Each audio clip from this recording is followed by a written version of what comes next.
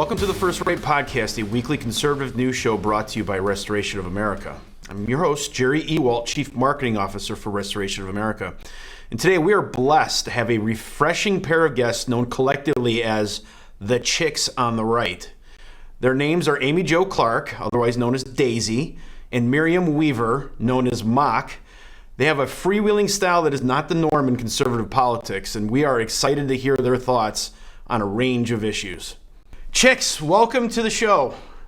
Thanks. Hi, thank you. Great to be here. It's great to have you on. So for the audience, if you can just explain who you are and how you got started, and then I'll have some individual questions for each of you, but let's start with intros. Okay, you want me to go first, Mary?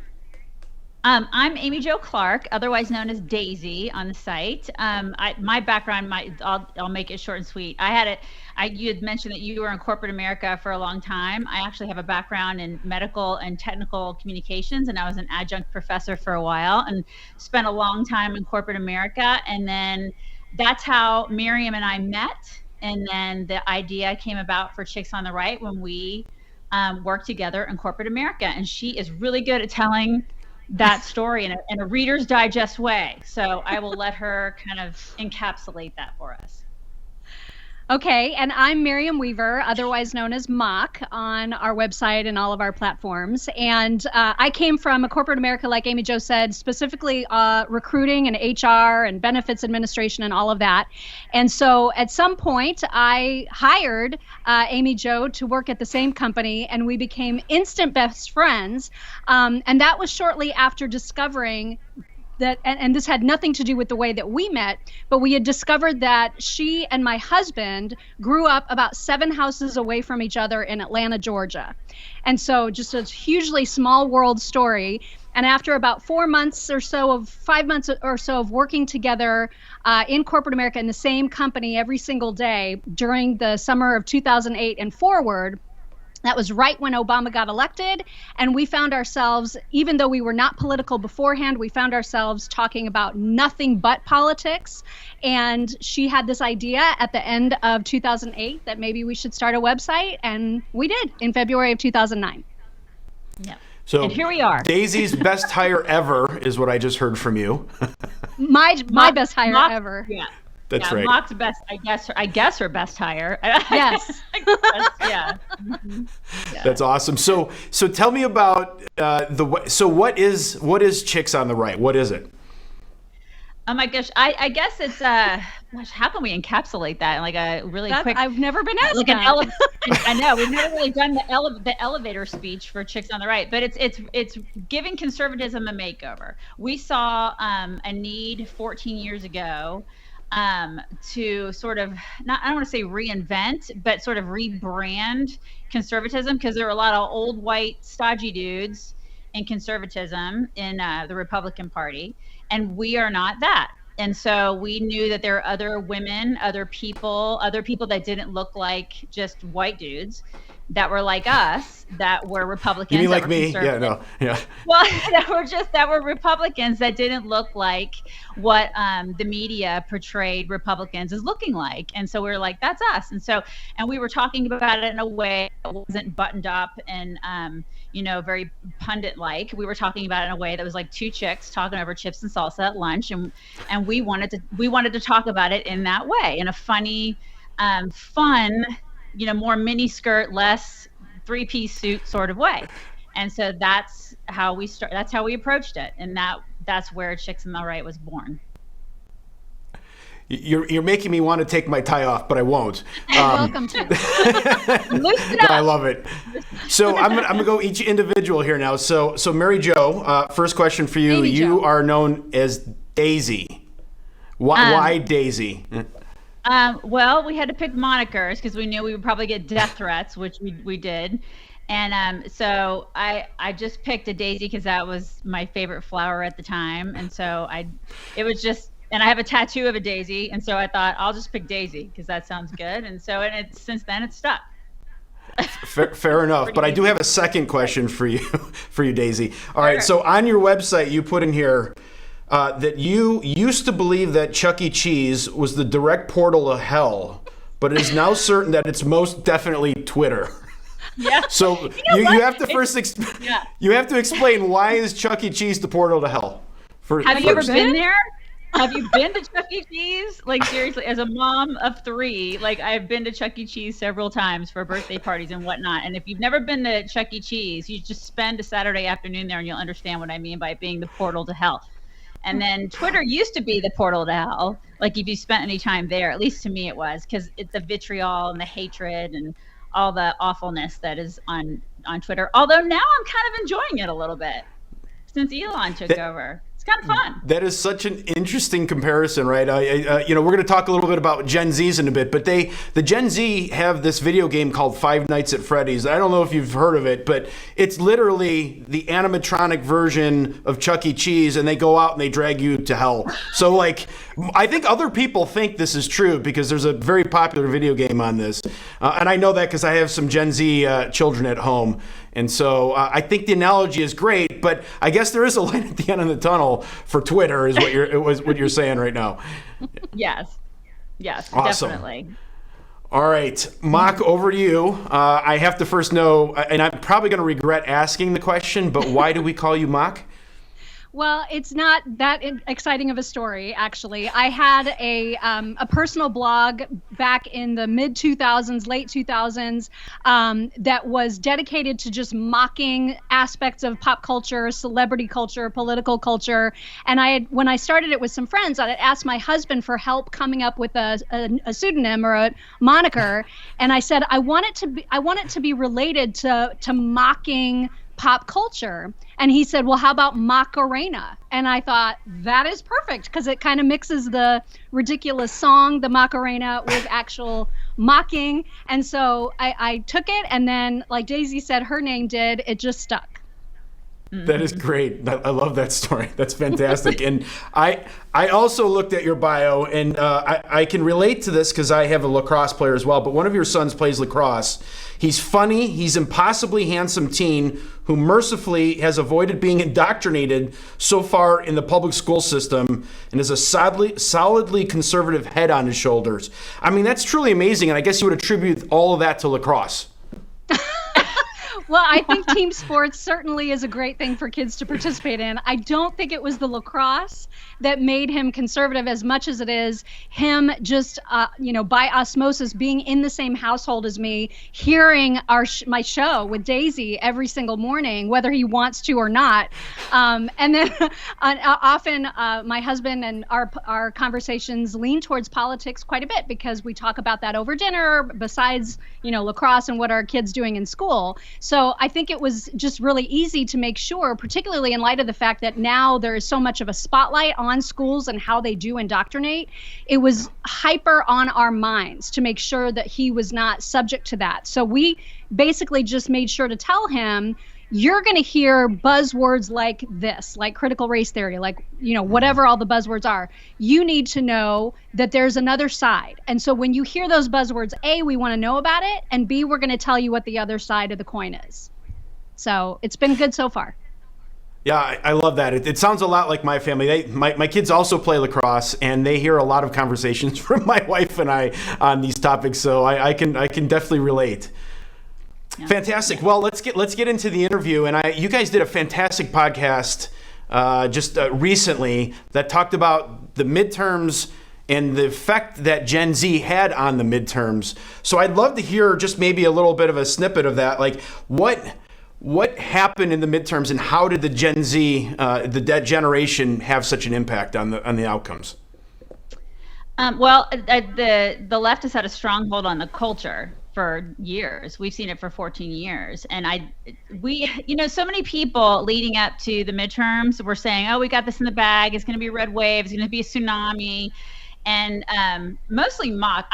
It's weird because usually she's the one that's Miss Positive Pants. But leading up to the midterm, she was like, I don't feel good about this. I just don't. I'm not sure about this. I don't have a good feeling.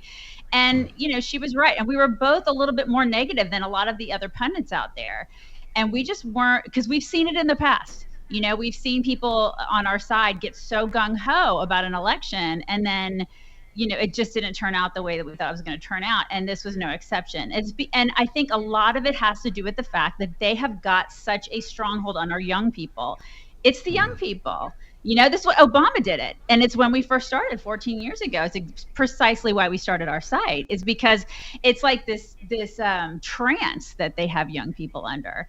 And it's because they have pop culture, they have social media, they do all the things that they know where the young people live, and they do it so well. And we frankly have really stunk at it for a very long time. And it's like, we're not doing it better even after 14 years, and it's really discouraging for a lot of us, because we're like, can you not learn, look at history and don't repeat it, when we're not doing well. Make sure that you do that better. And we're not doing it, maybe just a tiny bit, but not nearly as good as we should be doing it. And we've got to do better. We have to. It's imperative that we do better in those realms. And I would just add too that one of the problems that I see this a lot in our own audience, right? So anytime that Amy Jo and I focus any attention whatsoever on celebrity news or gossip or pop culture or things that conservatives tend to snub their noses at, the problem is that they remove themselves from the culture by poo-pooing it, essentially. They'll decide, I'm too good for that. I don't want to know anything about these people. These people are horrible. So instead of knowing, they ignore it. And that is why, that's what I think contributed to this idea by so many people that there would be a red wave. Because they're not seeing day to day the stuff that I'm seeing on liberal TikTok, on social media platforms that are overwhelmingly, based on young people and what they're doing. We're paying attention to that. And so I don't think you can have a head in the sand attitude about it. I think that gets us into a lot of trouble. Right. And I think that's why the Daily Wires of the world are doing such a great thing by jumping headfirst into pop culture and creating content, because they're like, we have to become part of it. Andrew Breitbart wanted to do that back in the day. He was a big proponent of that. It's like, we have to take it over. You can't just shun it. You can't just say that it doesn't exist because you hate Kim Kardashian, which we hate her too, but the thing is that you have to jump headfirst into that area. You can't just say, oh, it doesn't exist, we hate it, so we're just not going to pay attention to it. Those entities have a grasp on your kids. Your kids know who the Kardashians are, so you have to know about it too, and you have to talk about it. We do. Yeah, Mock, I actually thought you were going to say just play more lacrosse, it would be fine. But obviously that's not the case. So that was actually your explanations was perfect, right? What you're saying is you can't ignore it, right? This is the culture. This generation cares about the culture a lot more than they probably care about politics. So when you start to see, and my mind keeps going back to the midterms, and we saw a lot of the Democrats running for office doing these really embarrassing TikTok videos that was going viral, and I'm like, that is so embarrassing. But I realized, like, it wasn't that. The Generation Z probably looked at it and said, "This is fantastic, right? That's what Kim Kardashian does, or whatever. Take your pick." And they were able to connect. So then, how do conservatives connect with Gen Z or these young people? How do they connect with them then? They have to beat them at their own game. Right. They do have to beat them. And also, one of the things that I've noticed too is, I'm involved a little bit more in Texas politics here. Mm-hmm. And I noticed that when I look around, when I go to meetings and stuff like that, there are no young people. It's all older people. I'll sit in the back of the room, and it breaks my heart because there are no young people. Where I know, I'm pretty positive that if I went to, one of the Democrat political meetings here in town, there would be more young people. And so one of the things we have to do as parents, as grandparents, as aunts, uncles, whatever, we have to start getting more young people involved in local politics. We have to. It's just a must, because old people die. You know what I mean? It's like we have got to get these kids more involved and understanding of, okay, come to these meetings with me, start understanding how the process works, just small town politics and then state politics. We're a dying breed, and that concerns me. And so it's our responsibility as older people to get these kids, because it's not like they learn civics at school, and they're not learning it from Kim Kardashian. They learn it from parents. They learn it from aunts, uncles, grandparents, whatever, from sisters, brothers. So we have to do that. We have to teach them, and we got to drag them to some of the stuff and help them have fun, and make sure that as people who are involved in local politics or whatever, to make some of this stuff more fun for kids, for teenagers, for college kids. It reminds me a little bit about, do you guys remember, we're at least close enough in age, I think, all three of us, that we can remember when we learned about how a bill gets passed through, like the School of Rock, what was it? School of Rock. School of Rock, yeah. Right. Yeah. And so I think about how innovative that was at the time. But now when we have all these different social media platforms, you can make civics and you can make conservatism fun. It just takes creative people to reach out in ways that resonate with today's youth, where they are, which is on the social media platforms. Yep. Yeah, and how have you guys done it? Because look, I'm having a blast here interviewing you guys, and you're definitely fun, right? So this isn't a very slow type of interview. Have you guys? How is your audience? Do you have young people tuning into you guys? How does that work? We do. And I'd say we have some we do. We get the young people. In fact, we get parents who will have their kids. We will be inappropriate sometimes. So sometimes we'll be like, oh my gosh, we're so sorry. We said that in front of your kid.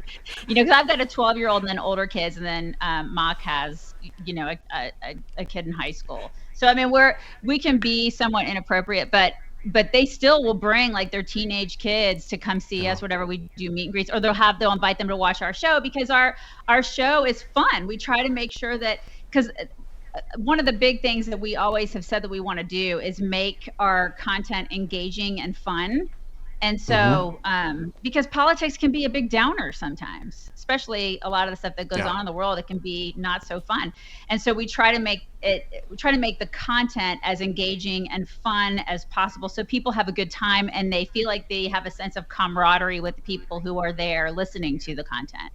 And so I think teenagers and college age students and 20-somethings, they like that.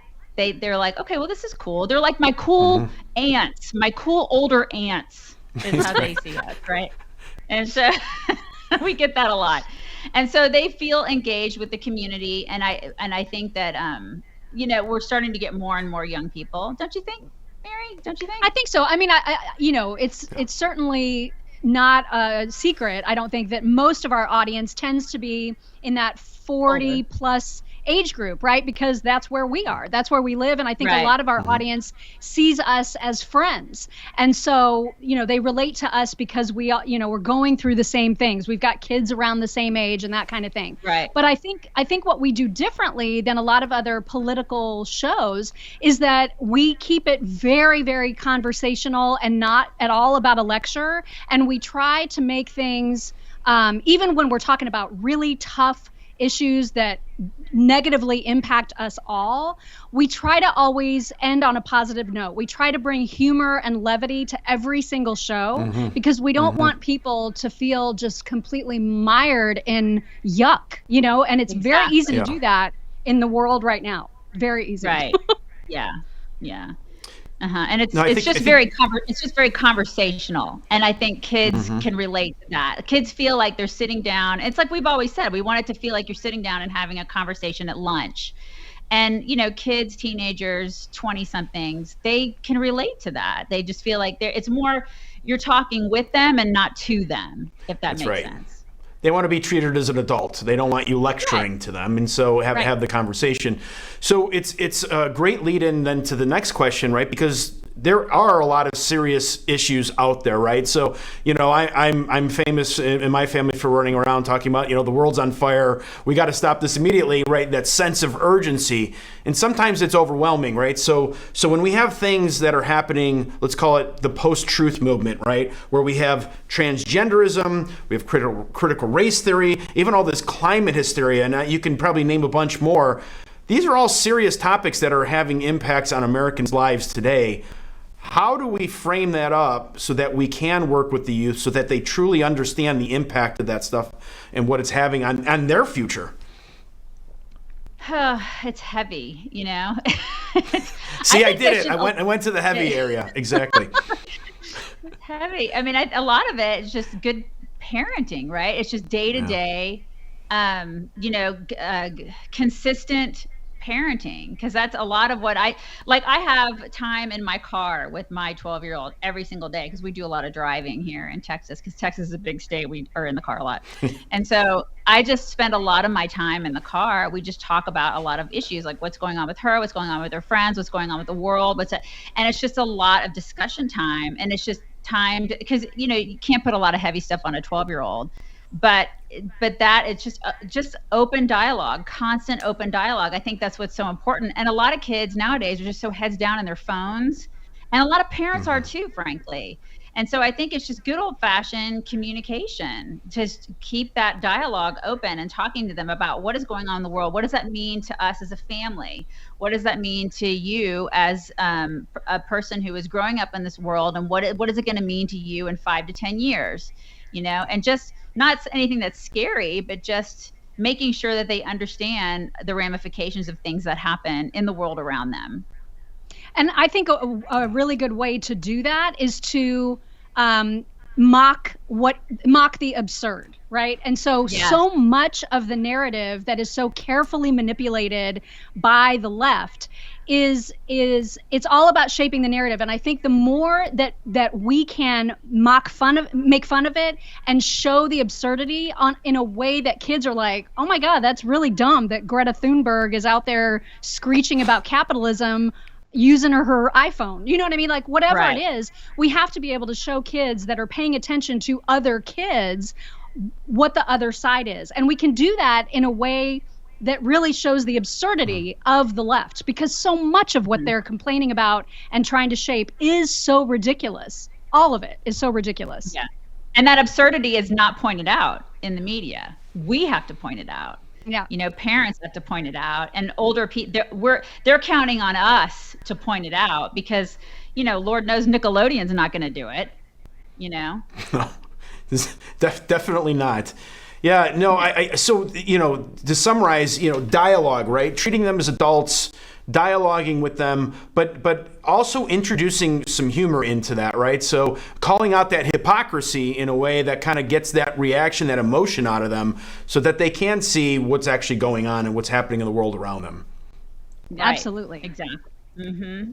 Yeah. Now, last question. So how do you help your audience find truth, right? Because it's very difficult in the mainstream media. There's such a bias, and we catch them lying all the time, and they just push it to the side and they move on to the next narrative.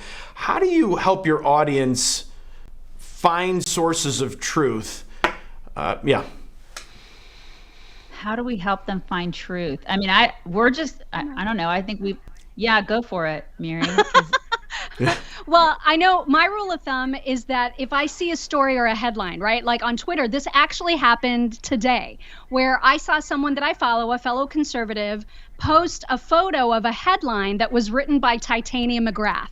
And their reaction was to be like completely, to mock the headline, to just show the stupidity of the left. I don't even remember what the headline was now, but Titania McGrath is a very popular satirist. So and it's really a character created by a man, she wrote something so absurd that it, to make fun of the left, but it also is so similar to what the left already says that people just think, oh yeah, that's just another crazy take by the left. So what I always tell people is check your sources, right? Like if you see something that's truly outrageous, double check to other sources, at least 2 other sources that you trust, whether it's you want to see if Fox is carrying it and CNN is carrying it. And I always recommend that people look at all sides. Like if you're hearing something from Fox News, go look for that story on MSNBC. And I bet you the truth is somewhere in the middle. Yeah, and don't check it. Whatever you do not check it on Snopes. Because that's like 2 people with like their cats. Don't do that. Well, and I think that's important that you mentioned that, right? Because we always talk about the left having a narrative, an agenda, and so on and so forth, but the right can get sucked into that too. So you want to make sure that people are holding each side accountable, regardless of what side you lean towards. You got to hold them accountable and make sure you double check the facts and make up your own mind. That's a critical thinking skill that seems to be lacking in our culture today. My God. Yeah, and then teach your kids how to think critically. Like, don't just take things at face value and question everything. Question your teachers, question your parents, question everything. Right. You know, it's okay. Wait a it's minute. okay question your parents. No, I'm kidding. It's okay I to do agree. that.